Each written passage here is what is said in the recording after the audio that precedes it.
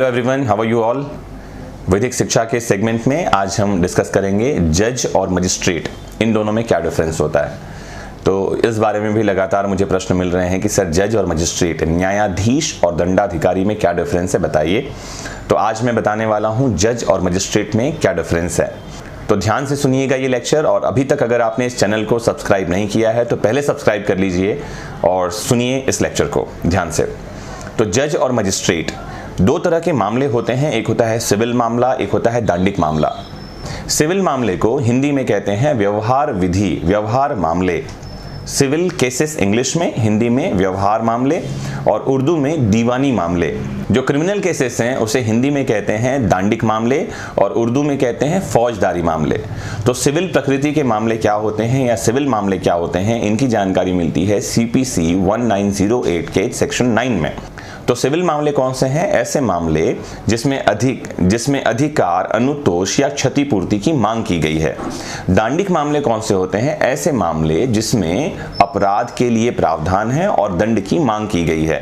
तो दो तरह के मामले स्पष्ट समझ लें, सिविल मामले और दांडिक मामले।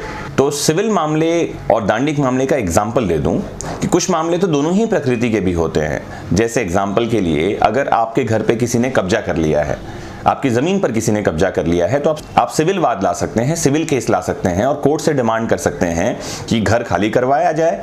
दूसरी बात, आपको जितने टाइम वो आदमी आपके घर पर कब्जा करके रहा है उतने टाइम के लिए कंपनसेशन या क्षतिपूर्ति दिलवाई जाए।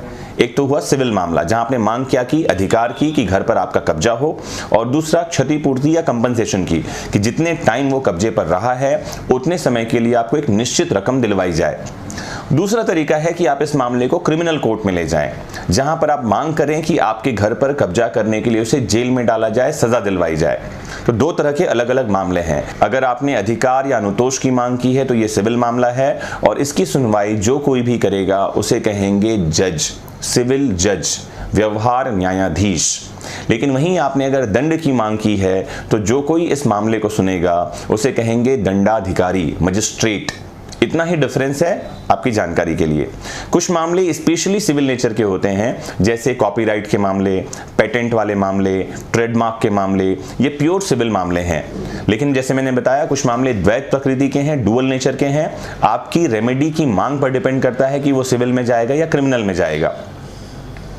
तो इतनी सारी बात इंपॉर्टेंट है जज और मजिस्ट्रेट के लिए। ये बैठते हैं लोअर कोर्ट में, सबसे नीचे जो न्यायालय है वहां ये बैठते हैं सिविल जज और जुडिशियल मजिस्ट्रेट फर्स्ट क्लास या सेकंड क्लास।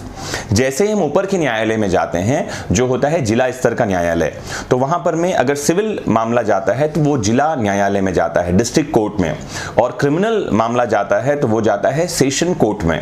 तो जो डिस्ट्रिक्ट कोर्ट में बैठते हैं, जो सेशन कोर्ट में बैठते हैं, कई जगह आपने देखा होगा जिला और सत्र न्यायालय ऐसा लिखा रहता है कोर्ट के सामने।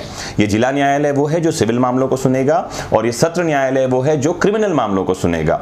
तो जो जिला न्यायाधीश है, डिस्ट्रिक्ट जज, वो सिविल मामलों को सुनता है, और सत्र न्यायाधीश, सेशन जज, ये क्रिमिनल मामलों को सुनता है। तो जैसे ही हम ऊपर कोर्ट में जाते हैं तो दोनों ही जज हो जाते हैं। इसका मतलब है कि वो जो कुछ भी करेंगे वो न्याय होगा।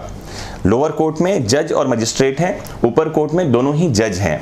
लेकिन जैसे ही आप हाई कोर्ट या सुप्रीम कोर्ट में जाते हैं तो आपका होना ही न्याय हो जाता है। इसीलिए जो हाई कोर्ट और सुप्रीम कोर्ट के जज हैं उन्हें न्यायमूर्ति कहते हैं। आपने शब्द सुना होगा न्यायमूर्ति, जस्टिस, मतलब उनका होना ही न्याय है, वही न्याय के प्रतिरूप हैं। तो इस तरह से हम जज, मजिस्ट्रेट, न्यायाधीश और न्यायमूर्ति इन शब्दों में डिफरेंशिएट करते हैं। मुझे उम्मीद है कि ये काम की जानकारी आपको समझ में आई होगी, पसंद भी आई होगी। तो हम लॉ की जानकारी लोगों तक पहुंचा रहे हैं, ये सोशल कॉज कर रहे हैं इस चैनल के माध्यम से। आपको भी एक छोटा सा काम करना है, थम्स अप करिए अगर आपको ये वीडियो पसंद आया है, और किसी और टॉपिक पर, इंटरेस्टिंग टॉपिक पर, या ऐसे किसी टॉपिक पर जो आपके सिलेबस में है, कॉम्पिटिटिव एग्जाम में है, या जो आपको परेशान कर रहा है लीगली या सोशली, उस बारे में आप मुझे सीधे कमेंट बॉक्स में लिख सकते हैं। मैं कोशिश करूंगा कि उस टॉपिक पर एक लेक्चर बनाऊं, या वो टॉपिक पर्सनली आपसे रिलेटेड है तो कोशिश ये की जाएगी कि आप तक उसका उत्तर पहुंचाया जाए। आज के लिए इतना ही, फिर मिलते हैं इसी चैनल पर एक नए टॉपिक के साथ। Bye bye, take care, have a nice time.